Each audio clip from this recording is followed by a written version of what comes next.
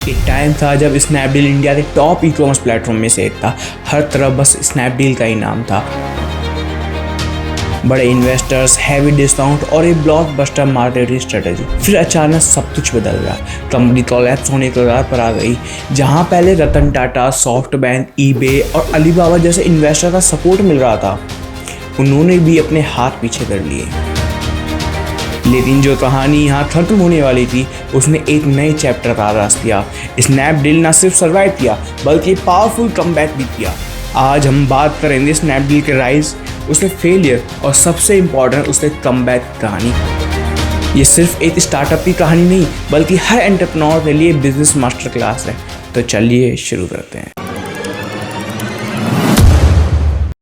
Snapdeal के founders Kunal बहल और रोहित बंसल बचपन के दोस्त थे। कुणाल बहल ने वॉर्टन स्कूल, यूनिवर्सिटी और पेनिसिल्वेनिया से बिजनेस की पढ़ाई की और माइक्रोसॉफ्ट में जॉब शुरू की। लेकिन ये वीज़ा इशू की वजह से इन्हें यूएस से छोड़कर इंडिया वापस आना पड़ा।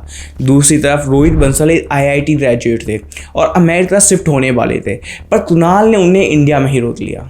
दोनों की दोस्ती स्कूल के दिनों से ही थी और जब ये दोनों आपस में मिले तो इन्होंने कुछ बड़ा करने का प्लान करा और इसी के साथ साल 2010 में शुरुआत होती है स्नैपडील की, जो उस समय पर एक कूपन बेस्ड डील प्लेटफॉर्म था जिसका नाम मनी सेवर रखा गया। मनी सेवर ग्रुपोन का एक इंडियन वर्जन था। यहाँ यूजर रेस्टोरेंट, स्पा और सर्विसेज के लिए डिस्काउंट डील परचेज कर सकते थे। लेकिन 2012 में कंपनी ने बड़ा पिवट दिया और कूपन सेलिंग से full fledge e commerce market place में शिफ्ट हो गई।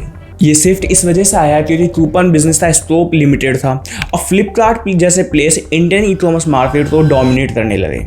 कुणाल बहल और रोहित बंसल ने देखा कि मार्केट प्लेस मॉडल में ज़्यादा ग्रोथ और स्केलेबिलिटी का स्कोप है, जिसमें डायरेक्ट प्रोडक्ट सेलिंग और थर्ड पार्टी सेलर को ऑनबोर्ड करके प्रोडक्ट सेलिंग की जा सकती है। इसीलिए स्नैपडील ने अपनी स्ट्रेटेजी चेंज की, लॉजिस्टिक पार्टनरशिप बढ़ाई, नए प्रोडक्ट कैटेगरीज ऐड करी और अग्रेसिव मार्केटिंग कैंपेन के साथ एक मेजर ई कॉमर्स प्लेयर बनने की रेस में चल दिए।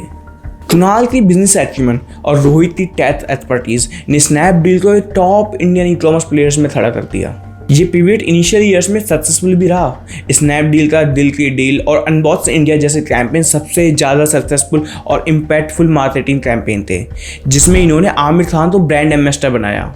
ये कैंपेन कस्टमर के इमोशंस और ट्रस्ट पर फोकस करता था, जिसमें स्नैपडील ने दिखाया कि उनका प्लेटफॉर्म सिर्फ एक शॉपिंग साइट नहीं, बल्कि एक ऐसा प्लेस है जहां लोग दिल से डील करते हैं। आमिर खान की ट्रस्टवर्थी इमेज और उनकी मैसिव फैन फॉलोइंग ने स्नैपडील को एक बड़ा बूस्ट दिया, जिससे ब्रांड अवेयरनेस और कस्टमर इंगेजमेंट इंप्रूव हुई। कैंपेन के टीवी एड्स और डिजिटल प्रमोशंस ने स्नैपडील की सेल्स और ऐप डाउनलोड को बहुत तेजी से बढ़ाया। साल 2015 में Chinese e commerce giant Alibaba ने स्नैपडील में स्ट्रेटेजिक इन्वेस्टमेंट किया, जो उस वक्त इंडियन स्टार्टअप इकोसिस्टम के लिए बड़ी न्यूज़ थी। अलीबाबा ने फॉक्सकॉन और सॉफ्टवेयर के साथ मिलकर स्नैपडील में इन्वेस्ट किया ताकि इंडियन ई कॉमर्स मार्केट में अपनी जगह बनाई जा सके। उस समय स्नैपडील फ्लिपकार्ट और अमेजोन से टफ कॉम्पिटिशन ले रहा था और अलीबाबा का इन्वेस्टमेंट एक मेजर फाइनेंशियल बूस्ट था जो कंपनी के एक्सपेंशन और ग्रोथ में मदद कर सकता था। अलीबाबा का प्लान था स्नैपडील को अपने ग्लोबल इकोसिस्टम के साथ कनेक्ट करे और इंडियन सेलर्स को इंटरनेशनल मार्केट तक पहुंचा दे।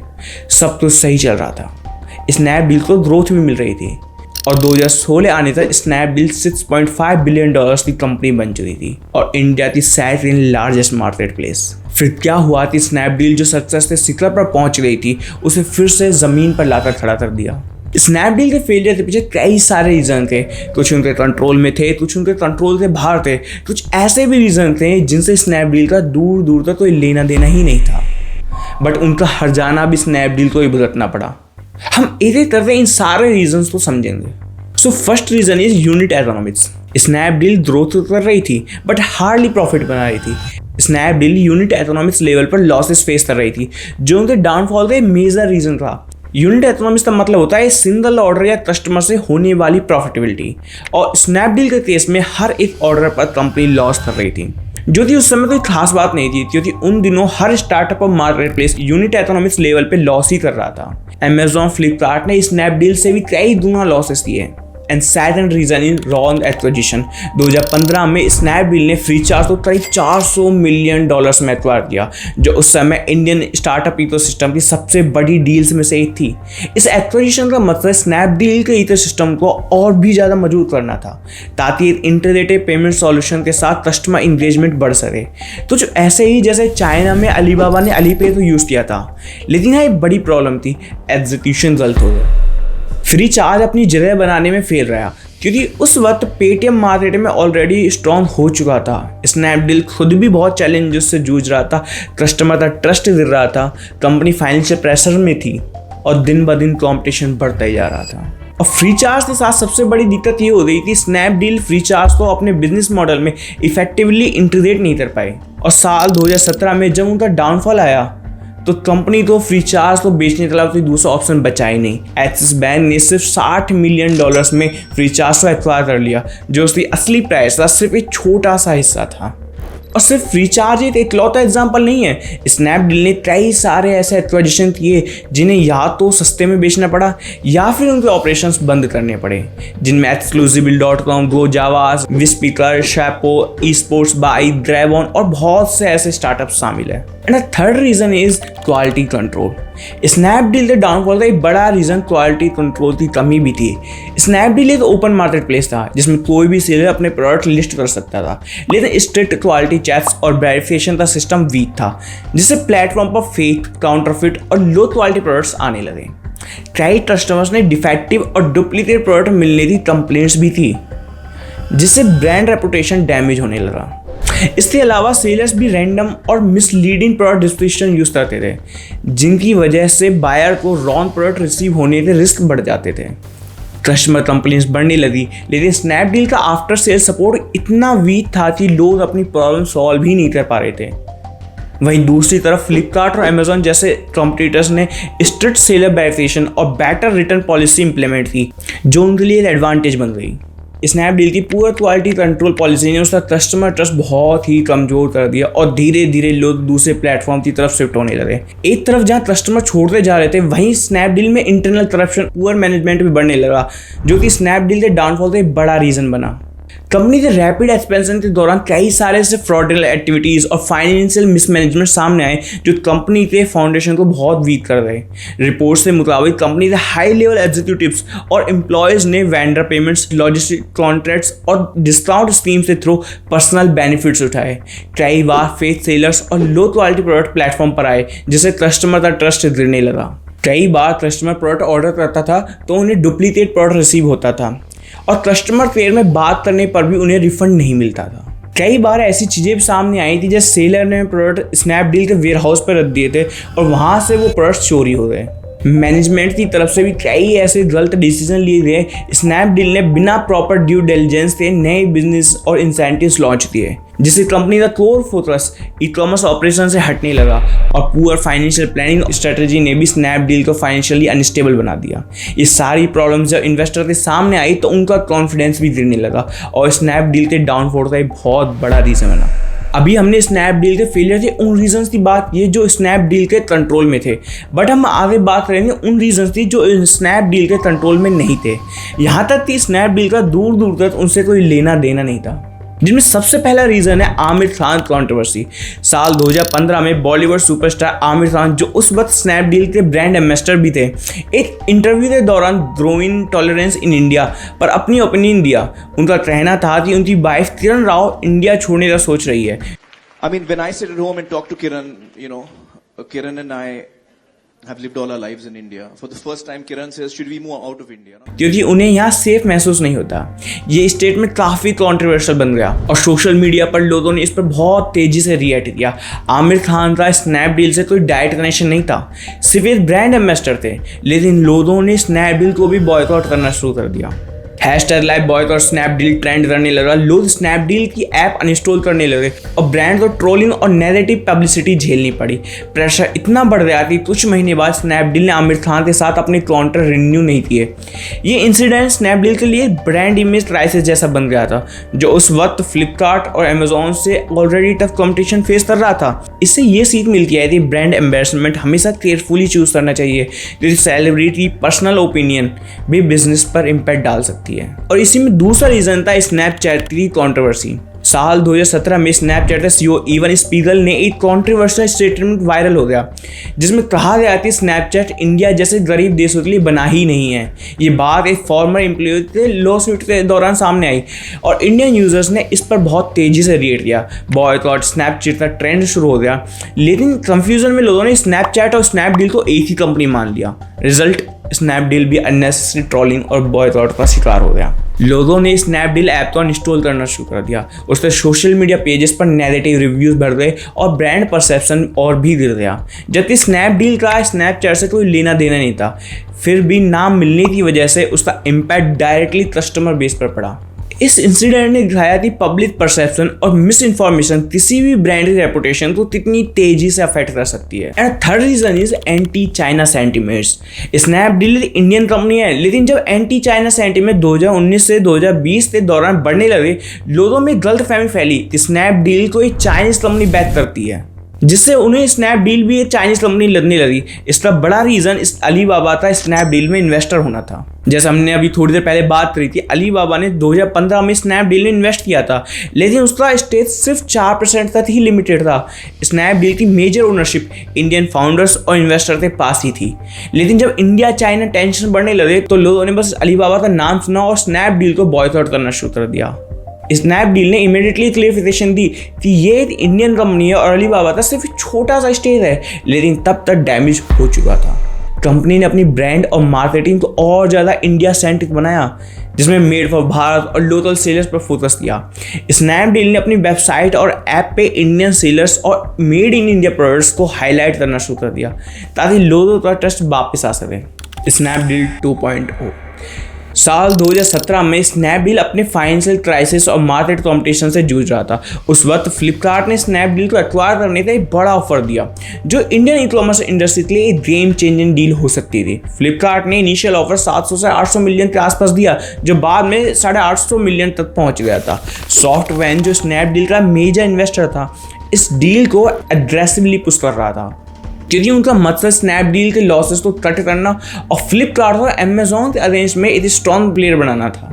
लेकिन स्नैपचैट के फाउंडर कुणाल बहल और रोहित बंसल इस एक्विजिशन के अरेंज थे।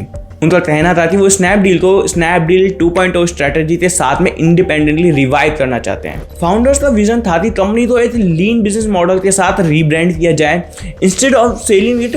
इस वजह से ये मेरा डील कैंसिल हो गई और स्नैपडील ने अपनी नई विजन के साथ सेल्फ सस्टेन मॉडल पे फोकस करना शुरू कर दिया। ये एक रिस्की डिसीजन था, क्योंकि फ्लिपकार्ट का एक्विजिशन स्नैपडील को सेफ एग्जिट दे सकता था, लेकिन फाउंडर्स ने अपनी कंपनी को एक नए अप्रोच के साथ चलाने का फैसला किया। साल 2017 में फ्लिपकार्ट की एक्विजिशन डील को रिजेक्ट करने के बाद स्नैपडील ने अपनी सर्वाइवल स्ट्रेटजी को एक नई डायरेक्शन में ले जाने का फैसला लिया, जिसे स्नैपडील 2.0 कहा गया। इसका मेन फोकस था कॉस्ट कटिंग, कोर ऑपरेशंस पर ध्यान देना और भारत के टीयर 2 और टीयर 3 सिटी से बजट कॉन्शियस कस्टमर के लिए एक अफोर्डेबल मार्केट प्लेस बनना। स्नैपडील ने अपने नॉन कोर बिजनेस बेच दिए, फ्रीचार्ज को एक्सिस बैंक को $60 मिलियन में सेल कर दिया और कंपनी ने ऑपरेशन कॉस्ट को 60% तक रिड्यूस कर दिया। अब जैसे रॉन्ग एक्विजिशन स्नैपडील के फेलियर का रीजन बना, वहीं राइट एक्विजिशन स्नैपडील 2.0 के सक्सेस का रीजन भी बना। स्नैपडील ने 2015 में यूनिकॉमर्स को एक्वायर किया था और अपने स्नैपडील 2.0 में यूनिकॉमर्स को और अच्छे से बिल्ड करने पर फोकस किया, क्योंकि सवाल ये था कि जो लोग अमेजॉन और फ्लिपकार्ट पर शिफ्ट हो चुके हैं, उनको वापस से स्नैपडील के साथ कैसा जोड़ा जाए। मार्केट में बहुत सारे नए मार्केट प्लेस भी आ रहे थे, जैसे मिंत्रा, नाइका, जियोमार्ट, टाटा क्लिक। अब स्नैपडील को इनसे भी कॉम्पिटिट करना था। कुणाल बहल ने सोचा क्यों ना इनसे कॉम्पिटिट करने की जगह पर इनको ही यूज़ किया जाए नए सेलर्स को वापस कनेक्ट करने के लिए। अब देखो, इतने सारे मार्केट प्लेस होने से एक प्रॉब्लम क्रिएट हो रही थी। सेलर्स को मार्केट में रिलेवेंट रहने के लिए सारे मार्केट प्लेस पर रहना जरूरी था। इसके लिए सारे मार्केट प्लेस पर लिस्टिंग करना और इन्वेंट्री मैनेज करना एक बड़ी हेडेक थी। अब यूनिकॉमर्स ने सर्विस दी थी, आप यूनिकॉमर्स पर एक बार लिस्टिंग कर दो, फिर आप इस सारे मार्केट प्लेस को कनेक्ट करके उस लिस्टिंग को सारे मार्केट प्लेस पर सेल कर सकते हो। एक ही पोर्टल से सारी इन्वेंट्री मैनेज कर सकते हो और एक ही पोर्टल से सारे ऑर्डर्स लेवल जनरेट करने से लेकर ऑर्डर डिस्पैच करने तक। अब सेलर यूनिकॉमर्स के साथ जुड़ने लगे और सेलर क्या करते हैं, जब एक जगह पर सारे प्लेटफॉर्म मैनेज हो रहे हैं तो सब प्लेटफॉर्म पर अपने प्रोडक्ट लिस्ट कर देते हैं। जिससे उनकी इंटरनेट पर प्रेजेंस और भी बढ़ जाती थी और एक्स्ट्रा ऑर्डर्स भी मिलने लगते थे। स्नैपडील के लिए सेलर ऑनबोर्ड करने का काम यूनिकॉमर्स करने लगा, तो स्नैपडील का फोकस कस्टमर सर्विस तो और बेटर कैसे किया जाए उस पर था। स्नैपडील 2.0 स्ट्रेटेजी के तहत कंपनी ने प्रीमियम ब्रांड्स और हैवी डिस्काउंटिंग मॉडल को छोड़कर value for money affordable products पर फोकस किया, जो छोटी सिटीज़ और टाउन के बायर्स को अट्रैक्ट करें। इसके अलावा कस्टमर एक्सपीरियंस और लॉजिस्टिक्स इंप्रूव करने पर भी ध्यान दिया गया, ताकि लो क्वालिटी और काउंटरफिट प्रोडक्ट का इशू सॉल्व हो सके। ये तो वैल्यू ई कॉमर्स मॉडल था, जिसमें स्नैपडील अमेजोन और फ्लिपकार्ट से डायरेक्टली कॉम्पीट करने के बजाय बजट फ्रेंडली और नॉन ब्रांडेड प्रोडक्ट कैटेगरी में अपने जगह बना सकें। स्नैपडील ने टियर 1 सिटी तो फ्लिपकार्ट और अमेजोन के लिए छोड़ दिया और अपना फोकस टियर 2, टियर 3, टियर 4, 5, 6, 7, 8 और टियर 10 सिटीज पर फोकस किया, because they want to serve the unserve person. Tier 1 city people have many options, but tier 10 city person have only option Snapdeal. ये स्ट्रेटजी धीरे धीरे काम करने लगी और 2021 तक स्नैपडील ने ऑपरेशनल प्रॉफिटेबिलिटी भी अचीव कर ली। हाँ, अमेजोन और फ्लिपकार्ट दिवाली जैसे फेस्टिवल पर हैवी डिस्काउंट दे रहे थे। स्नैपडील ने डिस्काउंट देने की जगह पर अपनी लॉजिस्टिक कॉस्ट को ऑप्टिमाइज कर देनी, कम करने पर फोकस किया, ताकि इस बेनिफिट को आगे कस्टमर को दिया जा सके और कस्टमर को प्रोडक्ट और सस्ते में मिल सके। अब कस्टमर को डिस्काउंट के लिए दिवाली तक वेट नहीं करना था, उनके लिए हर दिन ये डिस्काउंट था। स्नैपडील 2.0 में कंपनी ने टीवी एड्स और सेलिब्रिटी एंडोर्समेंट की जगह पर लो कॉस्ट डिजिटल मार्केटिंग और इन्फ्लुएंसर मार्केटिंग पर फोकस किया और अपने प्लेटफॉर्म के एसईओ को सॉलिड करने पर ध्यान दिया और स्ट्रिक्ट सेलर वेरिफिकेशन के जरिए फेक और काउंटरफिट प्रोडक्ट को प्लेटफॉर्म से हटाकर अपने रिटर्न को 40% से 10 से 15% पर ले आए। इन छोटे छोटे चेंजेस की वजह से स्नैपडील ने प्रॉफिटेबिलिटी तो हासिल किया और कंपनी को सेल्फ सस्टेन मॉडल पर ले आए। स्नैपडील 2.0 ने एक क्लियर बिजनेस लेसन दिया, अगर स्ट्रेटेजी सही हो तो एक लॉस मेकिंग कंपनी भी प्रॉफिट का रास्ता ढूंढ सकती है। स्नैपडील की फेलियर और कमबैक ने बहुत सारी वैल्यूएबल बिजनेस लर्निंग मिलती हैं, जो किसी भी स्टार्टअप के लिए इंपॉर्टेंट हो सकती हैं। पहली बात, ओवर एक्सपेंशन और कोर बिजनेस से हटना किसी भी कंपनी के लिए डेंजरस हो सकता है। स्नैपडील ने हर कैटेगरी में एक्सपेंड करने की कोशिश की, लेकिन कस्टमर एक्सपीरियंस और क्वालिटी कंट्रोल को इग्नोर किया, जिससे उसका डाउनफॉल शुरू हो गया। और दूसरा लेसन है कि कस्टमर ट्रस्ट सबसे बड़ा एसेट होता है। Low quality products, delivery delays और वीक कस्टमर सपोर्ट ने स्नैपडील की रेपुटेशन को बहुत डैमेज दिया। लेकिन स्नैपडील का कमबैक भी एक स्ट्रॉन्ग बिजनेस की स्टडी है। अगर एक कंपनी अपनी स्ट्रेटेजीज पे ध्यान दे और क्लियर टारगेट ऑडियंस डिफाइन करे तो वापस से ग्रो कर सकती है। स्नैपडील ने फ्लिपकार्ट और अमेजोन से कॉम्पीट करने की बजाय टियर 2 और टियर 3 सिटीज के कस्टमर पर फोकस किया, जो बजट फ्रेंडली और नॉन ब्रांडेड प्रोडक्ट खरीदना पसंद करते थे। कॉस्ट कटिंग, एफिशिएंट ऑपरेशंस और स्मार्ट रिपोजिशनिंग ने स्नैपडील को वापस ट्रैक पर ला दिया। सबसे बड़ी लर्निंग ये है कि फेलियर एंड नहीं होता, अगर सही स्ट्रेटजी, पेशेंस हो तो कमबैक पॉसिबल है। अगर तुम एक स्टार्टअप फाउंडर होते तो स्नैपडील की गलतियां अवॉइड करने के लिए क्या स्ट्रेटजीज बनाते और कैसे कंपनी को बाउंस बैक करवाते, कमेंट करके बताइए। अगर वीडियो पसंद आई है तो लाइक कर दीजिए और चैनल को कर लीजिए सब्सक्राइब। इससे हमें ऐसा कंटेंट बनाने का मोटिवेशन मिलता है।